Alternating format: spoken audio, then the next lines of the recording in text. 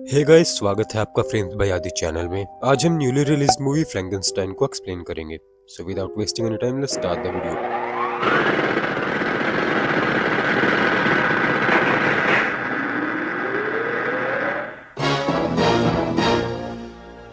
दोस्तों, movie 3 parts में divided है: prelude, Victor's tale and creature's tale. तो मूवी की शुरुआत में हमें दिखाया जाता है कि एक शिप एक बर्फीली जगह पर फंसी हुई थी और ये टाइम था 1857। अब उस शिप का कैप्टन अपने वर्कर्स को कहता है कि उन्हें इस जगह से जल्दी निकलना होगा। वो जितनी देर यहाँ पर करेंगे उतनी जल्दी ही बर्फ उनकी शिप को अपने कब्जे में ले लेगी। रात के टाइम कैप्टन अपने कैबिन में रेस्ट कर रहा था तो उसको दूर किसी एक्सप्लोजन की आवाज आती है। अब जब कैप्टन और उसके साथी उस जगह पहुंचते हैं तो उनको एक वहां पर आदमी मिलता है जो कि बहुत ही बुरी हालत में था और उसकी एक लेग की जगह प्रोस्थेटिक लेग थी। तभी उन्हें थोड़ी दूर से किसी क्रीचर की आवाज आती है जो उनकी तरफ ही बढ़ रहा था। अब वो उस आदमी को अपनी शिप पर ले आते हैं और वो क्रीचर भी उन्हीं के पीछे पीछे शिप तक पहुंच जाता है। अब वो क्रीचर उन पर हमला भी कर देता है और उनके बहुत आदमियों को मार भी देता है। अब वो क्रीचर उनकी शिप को पलटने ही वाला था कि कैप्टन उसके पैरों के नीचे बर्फ पर निशाना बनाता है जिससे उस हिस्से की बर्फ टूट जाती है और वो क्रीचर पानी में ही गिर जाता है। अब कैप्टन उस आदमी को बताता है कि उन्होंने उस क्रीचर को पानी में डुबा दिया, पर वो आदमी कहता है कि कोई भी इंसान उस क्रीचर को मार ही नहीं सकता। तब कैप्टन उससे पूछता है कि ऐसे क्रीचर को भला किसने बनाया होगा। तब वो आदमी कहता है कि उसने ही उस क्रीचर को बनाया है और यहाँ वो आदमी कैप्टन को अपना नाम बताता है, विक्टर फ्रैंकेनस्टाइन, और विक्टर उसे अपनी कहानी बताता है। अब यहाँ से स्टार्ट होती है विक्टर्स टेल। अब कहानी जाती है पास्ट में, जहाँ विक्टर सिर्फ एक बच्चा था। वो एक बहुत बड़े खानदान में पैदा हुआ था और उसके फादर एक बहुत ही जाने माने डॉक्टर और सर्जन थे। बट विक्टर अपने मम्मी के ज्यादा क्लोज था। विक्टर के फादर ने विक्टर की मम्मी से शादी सिर्फ उनके पैसों के लिए करी थी और वो विक्टर को बिल्कुल भी पसंद नहीं करते थे क्योंकि विक्टर की आंखें और बाल उसकी मम्मी से ज्यादा मैच होते थे, न कि उसके फादर से। अब विक्टर के फादर उसको भी अपनी तरह ही एक बहुत बड़ा सर्जन बनाना चाहते थे ताकि उनकी फैमिली की रिस्पेक्ट समाज में बनी रहे। विक्टर की मदर प्रेग्नेंट भी थी जो कि विक्टर के भाई को पैदा करते ही मर जाती है। अब विक्टर के भाई की आंखें और बाल उसके फादर से मिलती थी जिसकी वजह से वो उनका फेवरेट बन चुका था। एक दिन विक्टर अपने फादर से पूछता है कि अगर उसके फादर दुनिया के इतने ही बड़े डॉक्टर है तो उन्होंने उसकी मदर को मारने क्यों दिया। तब उसके फादर उसे बोलते हैं कि चाहे कोई कितना ही बड़ा डॉक्टर हो वो मौत को नहीं रोक सकता।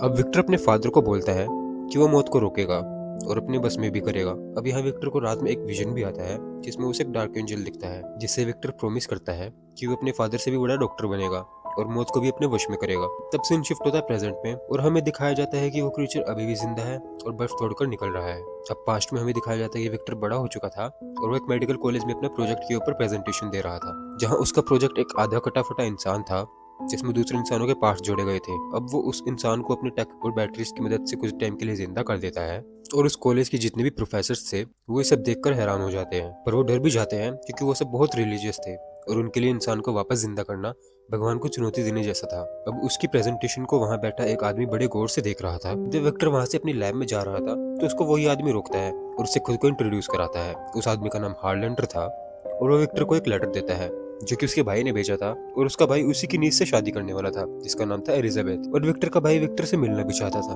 अब यहाँ वो आदमी विक्टर के काम में बड़ा इंटरेस्ट दिखा रहा था। अब हार्लैंडर किसी वक्त में आर्मी में एक डॉक्टर हुआ करता था और अब उसकी गन पाउडर की फैक्ट्रीज भी थी। अब वो विक्टर को कहता है कि आज से 3 दिन बाद जब विक्टर अपने भाई से मिलेगा तब हार्लैंडर विक्टर की किस्मत बदल देगा। अब 3 दिन बाद जब विक्टर अपने भाई और उसके फियोंसे एलिजाबेथ से मिलने जाता है तो वो बिल्कुल शॉक हो जाता है क्योंकि एलिजाबेथ बिल्कुल उसकी मदर जैसी दिखती थी। अब यहाँ उनकी बातें चलती है और विक्टर को एलिजाबेथ काइंड ऑफ पसंद भी आ जाती है। अब यहाँ हार्लैंडर विक्टर को एवलिन टेबल्स के बारे में बताता है जो कि 4 लकड़ी के बने हुए टेबल्स थे जिसमें ह्यूमन बिल्ड को पूरी बारीकी से दिखा रखा था। अब विक्टर उनके बारे में जानता था। तब हार्लैंडर उसको बोलता है कि एक 5वीं एवलिन टेबल भी है जिसमें ह्यूमन के लिम्फेटिक सिस्टम को शो किया हुआ है और वो टेबल हार्लैंडर के पास प्रेजेंट भी थी। अब ये टेबल इसलिए इम्पोर्टेंट थी क्योंकि उस टेबल में वो सब पॉइंट्स ह्यूमन बॉडीज के शो कर रहे हुए थे जिनके थ्रू ह्यूमन में एनर्जी डाली जा सकती थी और वो एनर्जी उसी ह्यूमन में रह सकती थी उसके लिम्फेटिक पॉइंट्स में, जिससे वो एक परफेक्ट ह्यूमन बना सकता है। अब हार्लैंडर उसे एक डील करता है कि विक्टर एक ऐसा ही परफेक्ट ह्यूमन को बनाएगा बट उसके बदले में हार्लैंडर भी विक्टर से कुछ मांगेगा फ्यूचर में। अब हार्लैंडर विक्टर को समुद्र किनारे एक वाटर क्लीनिंग टावर दे देता है जो कि बंद हो चुका था। अब विक्टर को बहुत सारे इक्विपमेंट्स की नीड थी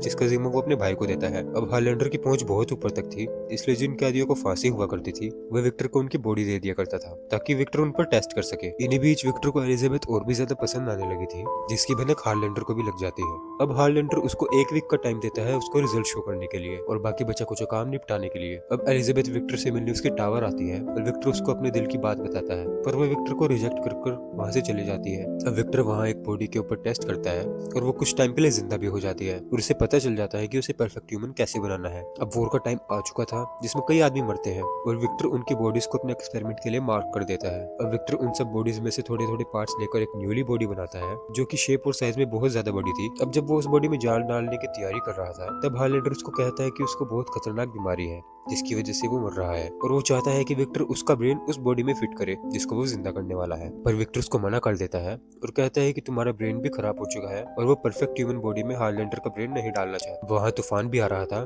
जिसकी बिजली का यूज कर ही विक्टर उस बॉडी को जिंदा करने वाला था। पर हाईलैंडर उसके एक इक्विपमेंट को नीचे गिरने की धमकी देने लगता है और विक्टर और हाईलैंडर के बीच में हाथापाई हो जाती है जिसमें हाईलैंडर के नीचे गिरने से मौत हो जाती है। अब विक्टर का इक्विपमेंट भी टूट जाता है। अब विक्टर उसी टूटे हुए इक्विपमेंट से मशीन स्टार्ट करता है। अब बिजली उस इक्विपमेंट पर पड़ती है जिससे मशीन स्टार्ट हो जाती है और उस बॉडी में जान आने लगती है। पर क्योंकि वो पार्ट टूटा हुआ था इसलिए पूरा सिस्टम मेल फंक्शन होता है और उस बॉडी में जान नहीं आ पाती। अब विक्टर काफी निराश हो जाता है और वो सो जाता है और विक्टर की नींद खुलती है किसी आवाज से। तो वो देखता है कि वही बॉडी उसके सामने खड़ी थी, मतलब उसका एक्सपेरिमेंट सक्सेसफुल हो चुका था। और वो उस बॉडी या क्रीचर को कहता है कि सूरज के सामने अपनी हाथें फैलाओ क्योंकि सूरज ही ह्यूमन की एनर्जी का सोर्स है। अब क्योंकि उस क्रीचर की स्ट्रेंथ बहुत ज्यादा थी इसलिए विक्टर उसको अपनी बेसमेंट में कैद कर देता है। अब वो क्रीचर विक्टर का यहाँ पर नाम भी बोलता है। उस क्रीचर का दिमाग किसी बच्चे जैसा था, जैसे कोई बच्चा अभी पैदा हुआ हो और वो अपनी आसपास की चीजों को देखकर बहुत क्यूरियस हो। अब यहाँ पर दोस्तों एक प्रॉब्लम आ जाती है। विक्टर का जो सपना था किसी मरे इंसान को जिंदा करना वो तो पूरा हो चुका था, लेकिन उसके आगे क्या?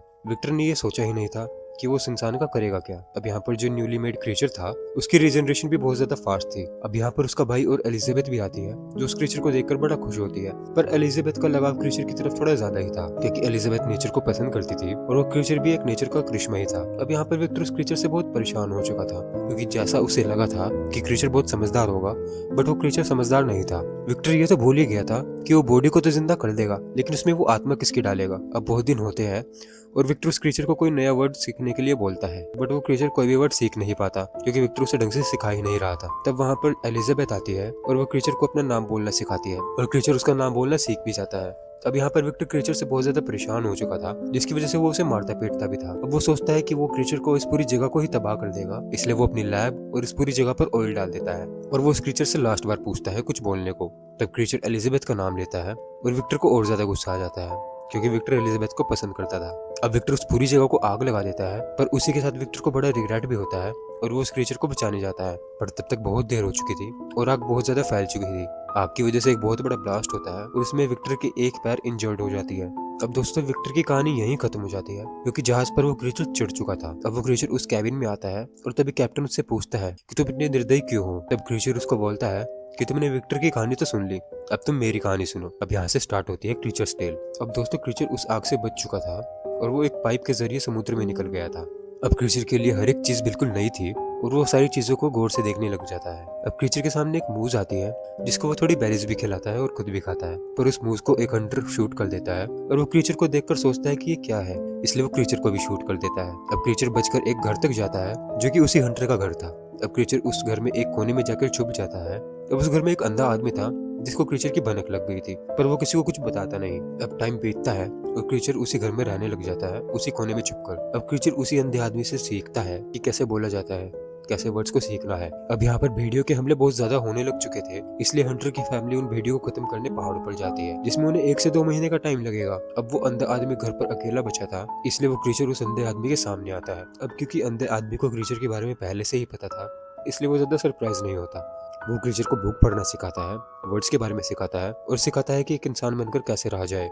अब यहाँ पर एक दिन वो भेड़िए अटैक कर देते हैं जिसमें वो अंधा आदमी मारा जाता है। अब वो अंधा आदमी क्रीचर को कहता है कि जिसने तुम्हें बनाया है तुम्हें उसके पास ही जाना चाहिए, उससे पूछने कि उसने क्यों बनाया है तुम्हें। अब यहाँ पर क्रीचर उस अंधे आदमी की मौत से बहुत ज्यादा दुखी था और वो चाहता था कि उसके साथ का कोई और भी उसके साथ रहे, इसलिए वो विक्टर से मिलने एलिजाबेथ और उसके भाई की शादी में जाता है। अब यहाँ पर वो क्रीचर विक्टर से बोलता है कि वो उसके जैसा एक और क्रीचर उसके लिए बनाए क्योंकि वो अकेला नहीं रहना चाहता था। अब विक्टर यहाँ पर साफ मना कर देता है और यहाँ पर एलिजाबेथ भी आ जाती है। अब विक्टर यहाँ पर उस क्रीचर को शूट करने वाला था, पर गलती से वो एलिजाबेथ को ही शूट कर देता है और वो विक्टर उस क्रीचर पर इल्जाम लगा देता है कि उसने ही एलिजाबेथ को मारा है। अब क्रीचर एलिजाबेथ को लेकर एक गुफा में चले जाता है जहाँ एलिजाबेथ उसको बोलती है कि तुम इस दुनिया के लिए बने ही नहीं थे, और वहाँ पर विक्टर भी आ जाता है। अब क्रीचर यहाँ पर विक्टर से बहुत ज्यादा गुस्सा था और वो कहता है कि आज से तुम मेरे मालिक नहीं हो, मैं तुम्हारा मालिक हूँ और अब तुम पूरी जिंदगी मुझे मारने में ही बिताओगे, और ये कहकर क्रीचर वहाँ से चले जाता है। अब दोस्तों विक्टर क्रीचर का बहुत ज्यादा पीछा करता है हर जगह बहुत टाइम तक, पर वो क्रीचर को मार नहीं पाता। अब दोस्तों विक्टर एक शॉप से कुछ गन्स और एक्सप्लोजिव्स खरीदता है जिसका यूज कर वो उस क्रीचर को मारना चाहता था। अब यहाँ पर क्रीचर भी उसके सामने आ जाता है और वो उसे कहता है कि तुम्हारे पास 3 सेकंड का टाइम है भागने के लिए, और क्रीचर उन एक्सप्लोजिव को अपने मुंह पर ही फोड़ लेता है, पर उससे भी क्रीचर मर नहीं पाता। और दोस्तों ये वही एक्सप्लोजन की आवाज थी जो कैप्टन को आई थी। अब इसके बाद यहाँ पर कैप्टन और उसके साथी आते हैं और वो विक्टर को ले जाते हैं। दोस्तों अब सीन शिफ्ट होता है प्रेजेंट में, जहाँ पर विक्टर उस क्रीचर से माफी मांगता है उसको बनाने के लिए, उसको अकेला छोड़ने के लिए, और क्रीचर उसको माफ भी कर देता है और वो उसको लास्ट बार विक्टर भी बोलता है जो कि क्रीचर का पहला वर्ड था, और विक्टर मर जाता है। अब क्रीचर उस शिप को भी बर्फ से आजाद कर देता है जिससे वो शिप भी अपनी डेस्टिनेशन पर पहुंच सकती थी, और वो वैसे ही सूरज के सामने हाथ फैलाता है जैसे विक्टर ने उसे बताया था। और दोस्तों मूवी यहीं खत्म हो जाती है।